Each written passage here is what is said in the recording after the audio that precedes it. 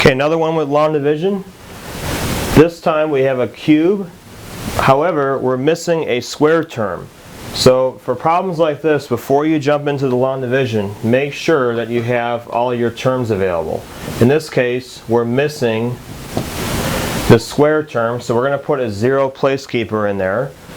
And the rest of it is okay. We're going to divide this by x plus 1. So all that is actually would be fine. Now we're ready to do the long division. We put x plus 1.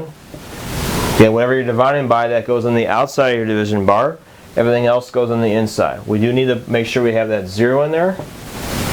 So 0x squared plus x plus 5. It's written in order from highest to lowest power. We have the 0 placekeeper that's in there. This makes sure that when you write out your long division steps underneath here, that means that you're subtracting the correct thing. If you didn't have the 0 placekeeper, you might be subtracting the wrong variables. So that 0 is very important to have in there, so you want to make sure it's written in the proper form. So now we start the long division process. You want to ask yourself, what do I have to multiply x by in order to get 3x cubed? Well, we'll definitely need a 3 for sure, and there's one x outside. We need 2 more to bring it up to a power of 3, so we need an x squared. So 3x squared would be the next one.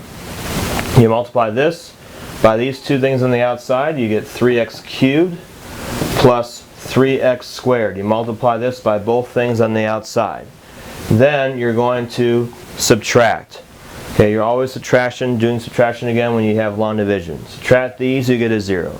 0 minus 3x squared will be negative 3x squared. You're subtracting that from 0. That's why it's negative down there, negative 3x squared. Bring down the next one. So again, you don't want to bring down both. You can only bring down one at a time. Repeat the process over again. You want to ask yourself, what do I have to multiply x by to get negative 3x squared?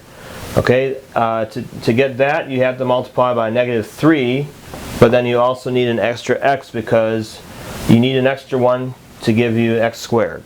We're going to multiply this times both things on the outside.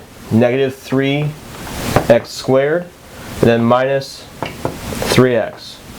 So again, this times the first one, this one times the second one. That result goes underneath here. Again, you're subtracting.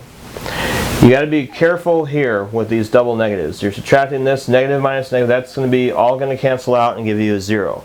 Now this, you have a 1 minus a negative 3. So if you have 1 minus negative 3, that's going to be 4. So we're going to put 4x down below here. That's what you get when you subtract that. Bring down the next number. We have 4x plus 5. Then if I want to go multiply x in order to get 4x, I have to take x and multiply it by 4. So I'll put a plus 4 up here. 4 times everything on the outside, 4x plus 4. We're going to subtract, and we get 1 as your remainder. So the way you'd write this one out is you would say it would be 3x squared minus 3x plus 4, but then you're going to put plus 1 over the one you're dividing by. So plus 1 over x plus 1. So this would be your whole entire answer. If they wanted the quotient remainder separately, your quotient is always going to be the part that's on top here. That's always your quotient. Your remainder is going to be this number down here. Or you can write the whole thing out where you have the quotient remainder kind of all together as one complete answer, and that would be this one up here.